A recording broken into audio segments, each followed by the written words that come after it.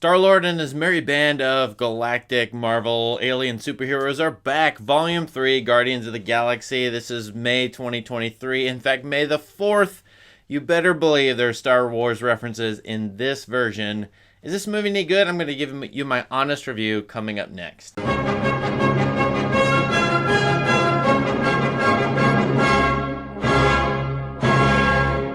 Here we are with another Marvel movie, and I don't remember hardly any of these. I don't remember Guardians of the Galaxy 1 or 2. I go into this as a science fiction fan, interested in its science fiction ideas, frankly. In fact, I do not judge this movie at all by its Marvel associations, how well it fits into the franchise and the universe. I think about all the hundreds of books, short stories, films, etc. I've seen. And that's where I'm coming from when I tell you about this movie. Now, Guardians picks up where I think the Avengers left off. Gamora comes back, but she can't remember anything, so Peter Quill, Star-Lord, is upset. He's heartbroken because she forgets who he is. At the beginning of this movie, Rocket the Raccoon is harmed, nearly killed by a golden alien warlock guy. I couldn't tell you who he is. Sorry to not know the lore. But the Guardians see that he is suffering. He's nearly going to die, so they go and try to save him by going to his place of origin, which is where he grew up, his colony, so he can get his medical information, I think. And so most of this movie is really a rescue mission to help and save Rocket the Raccoon, as well as flashback to Rocket's origins as a baby raccoon experimented on, and how he got out of his prison situation and how he got to be who he is and where he is. Opposing the Guardians is Rocket's creator, who is called the High Evolutionary, capital H, capital E. He is a maniacal, one-dimensional supervillain, not unlike the Emperor in Return of the Jedi. Boy, this movie has several Return of the Jedi references.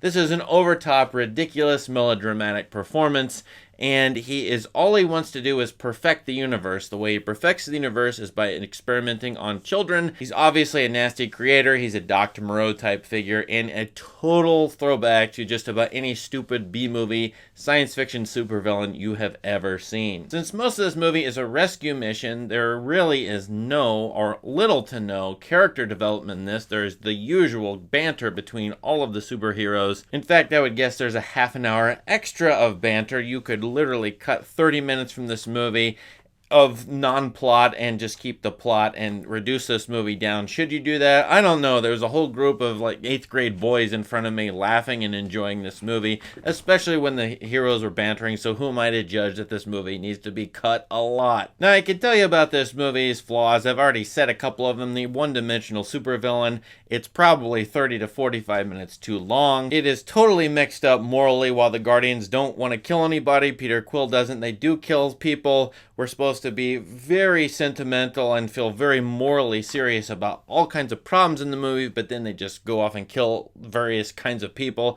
It's very confusing, and the tones shift, and I don't know where to land in terms of this movie's morals, except to say this movie is in fact just a visual party and a good time at the movies. I dare say many of the people watching this channel won't like this movie. I know a lot of people I know wouldn't like this movie, but I'm going to give it 3 stars. Maybe it's 3.5 out of 5. I might even rewatch it. And why? Because this movie is probably the most chock full of any movie I've ever seen, with science fictional wonder sweep ideas. It's one thing after the other, and for me, a person who delights in science fiction, space opera, literary science fiction, you name it, I've read it. I've seen all of the things that are in this movie. I've read them all.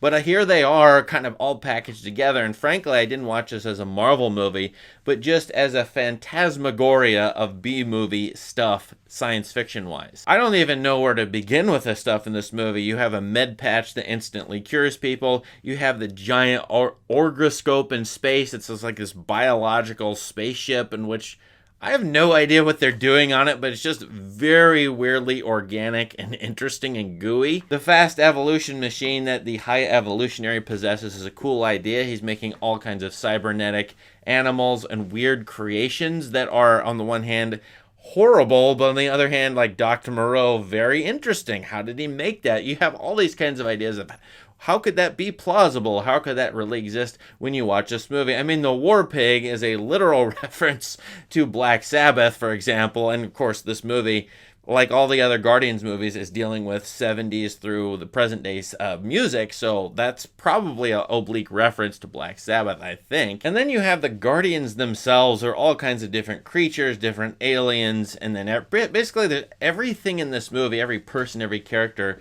is this new weird thing because, of course, the High Evolutionary has made most of these. There's even a counter-Earth. The High Evolutionary has made his own Earth, trying to make the perfect utopian. He's made them out of animals he's grown in the fast evolutionary machine. And there's a great passage where Peter Quill and the Guardians come down and to this counter-Earth, and they are the alien invaders, as opposed to I won't even tell you what, but the people or things on this counter-Earth who encounter them as aliens. So all throughout, I was reminded of a bunch of different science fiction fare. One thing I should bring up is Plague Dogs, the Richard Adams novel, and the movie, which that is one of the saddest, worst movies I think I've ever seen, and yet this movie is quoting it endlessly with animals in cages, animals tortured by scientific experiments. I think they found the subject matter topic that pretty much everybody can agree about: do not torture animals as lab experiments.